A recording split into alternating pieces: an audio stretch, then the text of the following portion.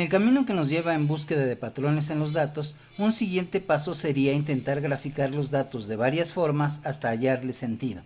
Aquí revisaremos diagramas y gráficas, hay diferentes tipos dependiendo de varios factores. Primero debe considerarse el número de variables. Cuando medimos una variable dependiente queremos saber qué nos dice, si hay un patrón común o no, si hay subgrupos dentro de la muestra, etc. Cuando tenemos dos variables, lo común es buscar una relación entre ambas. Aquí debemos decidir cuál de ellas es la independiente y cuál es la dependiente. En caso de dos o más variables, debemos decidir igual cuáles son unas y cuáles otras. Para dibujar una gráfica también consideramos si la variable es continua o discreta. En el primer caso, la variable en escala de razón puede tomar valores intermedios entre los valores de la escala X. Por ejemplo, el peso puede ser en kilos exactos o en gramos, incluso miligramos. En casos como este podemos usar una línea que une los valores de Y. En el segundo caso, donde la variable no tiene valores intermedios, por ejemplo, casado, soltero, viudo, etc., está en nivel nominal y preferimos usar puntos sin unir o barras separadas unas de otras. Las variables pueden tener solo dos valores, en cuyo caso se les conoce como dicotómicas. Por ejemplo, el género tiene solo las opciones masculino y femenino. Las variables politómicas, en cambio, tienen muchos más valores, como en el caso del estado civil. Quizá el aspecto más importante es el nivel de medición de las variables. Las diferentes gráficas dependen de las combinaciones del nivel de medición de la independiente y la dependiente. De hecho, se puede tener un mapa que se sigue para seleccionar las gráficas más adecuadas a cada caso particular, como veremos más adelante. Las gráficas deben tener un número que las identifique y nos permita hacer alusión a ellas. No son elementos decorativos. Si el texto no menciona una gráfica, no debe aparecer en el documento. Debe contar con un título breve y conciso de manera que no deje lugar a dudas acerca de lo que representa. Debe incluir una nota de pie con una breve descripción y los elementos aclaratorios pertinentes. Además deben ser rectangulares siguiendo la regla de 3/4. Si la abscisa mide 10 centímetros, la ordenada debe medir 7.5 centímetros. Dada la importancia de representar adecuadamente los resultados, las gráficas pueden ayudar a apreciar patrones que siguen los datos, pero también pueden dar una falsa imagen de los mismos. Así, preferimos las gráficas con un origen de 0 en la escala vertical y solo con el fin de apreciar detalles podemos utilizar un origen con diferentes valores, haciendo la aclaración pertinente y quizá dibujando la escala con los cortes. Más adelante veremos un ejemplo. Tomemos una tabla con los datos desordenados de la esperanza de vida en años de 25 países. Observa que en esta tabla no se respetó la convención de renglones por unidad que se espera para una base de datos electrónica. El rango de los años va de 37 a 75.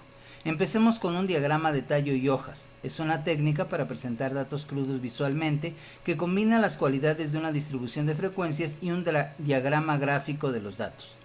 Parecen histogramas modificados donde los valores numéricos de los datos reemplazan las barras. Tomamos el primer dígito de los años para formar el tallo, a la izquierda de una línea vertical, y tomando los dígitos finales como las hojas a la derecha de la línea. Para nuestros datos, el tallo son las decenas. El segundo paso es añadir las hojas, es decir, las unidades de cada país en sus decenas correspondientes. Por ejemplo, Nicaragua, con 58 años de esperanza de vida, va en los 50 y se debe anotar un 8. Paraguay, con 65, va en los 60 y su hoja es un 5. Después de vaciar los datos, terminamos con el siguiente diagrama. El último paso, necesario solo si la tabla de datos estaba desordenada, es ordenar las hojas. Es posible ver la forma de la distribución de los años de esperanza de vida entre estas naciones con dos picos o modas, con un salto entre ellas. La primera moda representa un grupo de naciones con valores de baja esperanza de vida alrededor de los 40 años. La segunda moda realza los países con valores altos alrededor de los 60 y 70 años. Solo dos países están entre ellos, en los 50 y uno más en los valores más pequeños, en los 30. Podemos apreciar fácilmente que el valor inferior es de 37, seguido por 41, 244, etc. Los valores más altos son 5, 273, 274 y un 75. Un diagrama así es una forma eficiente de listar valores numéricos en orden. El diagrama de caja es una aproximación híbrida entre las técnicas gráficas y los resúmenes numéricos, con algunas de las ventajas de ambos. Este diagrama está basado en los resúmenes estadísticos de orden, la mediana y los cuartiles, que revisaremos en detalle. Si dividimos una distribución en cuartos, la mediana es equivalente a 2 cuartos. Así, el primer cuartil es el 25%, el segundo o la mediana, el 50%, y el tercero corresponde al 75%. Con los cuartiles 1 y 3 se dibuja una caja y la mediana queda entre ellos dividiendo la caja. Tenemos varios ejemplos. En el primer caso tenemos una mediana muy cercana al primer cuartil, en el segundo caso está más cercana al tercer cuartil. Los dos últimos están mejor centradas las medianas entre el primer y el tercer cuartil. Con la distancia entre el primer y tercer cuartil se obtiene el rango intercuartilar. Se utiliza para determinar los límites internos y externos de la distribución, fuera de los cuales están los datos extremos. Primero se multiplica el rango intercuartilar por 1.5 y por 3. Esa cantidad se resta y se suma respectivamente del primer y del tercer cuartil. Con esto se limitan los espacios límite interno y externo. El primero se señala con una línea que sale de la caja. Los valores extremos fuera del límite interno, pero dentro del externo, se señalan con puntos vacíos. Los valores severamente extremos caen fuera de los límites externos y se señalan con puntos llenos. Los diagramas de caja dan información de 4 aspectos de la distribución: centralidad, dispersión, simetría y valores extremos o mentirosos, de los que hablaremos después. Las gráficas de barras para una sola variable, conocidas también como de columnas por algunos programas, representan visualmente los datos de distribuciones de frecuencia y de porcentaje, especialmente útil cuando los datos están en nivel ordinal o nominal. Gráfica de pastel. Es más de uso periodístico o artístico, usualmente para datos de nivel nominal y más que frecuencia para porcentajes. Como es un círculo, el total es de 360 grados y el porcentaje tiene que representarse en términos de grados, por lo que sin un programa de cómputo es difícil de dibujar. Adicionalmente, una rebanada del pastel puede subdividirse en porciones más pequeñas y resaltar esas categorías. Histograma. Se usa en lugar de la gráfica de barras cuando los datos están en nivel de intervalo o razón.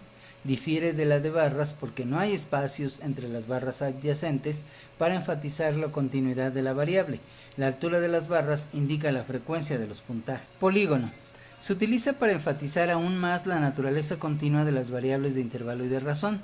Para dibujarla se mantienen los mismos ejes que un histograma, pero en lugar de barras se utilizan puntos. Simplemente se usa el valor de la altura de la barra del histograma para colocar los puntos que se unirán por líneas. Polígono acumulado.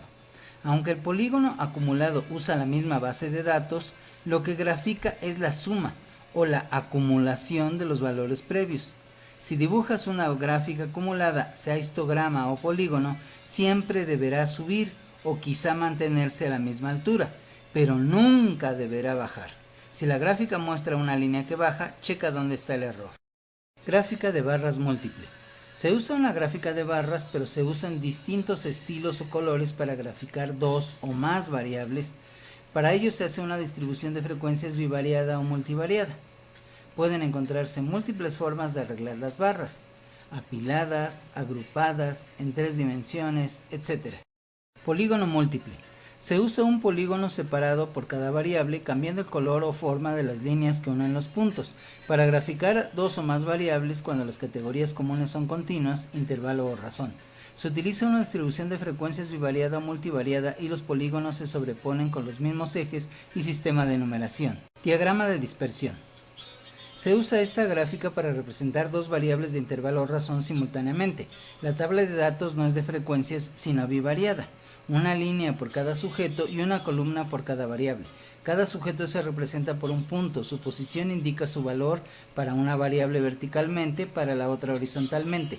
Es la gráfica adecuada para estudios de correlación entre variables. Es posible pedir al paquete estadístico que dibuje una línea que represente la dirección de la relación. Las gráficas ayudan mucho para encontrar patrones en los datos y ver si se parecen a ciertas distribuciones teóricas, pero también queremos saber más cuestiones numéricas de estos. Lo que podemos intentar es tratar de resumirlos, es decir, obtener puntajes globales que nos den cuenta de esos datos, como lo haremos más adelante. donde además seguiremos los argumentos para trabajar con las distribuciones, pero antes de terminar, el mapa para elegir una gráfica dependiendo de las variables.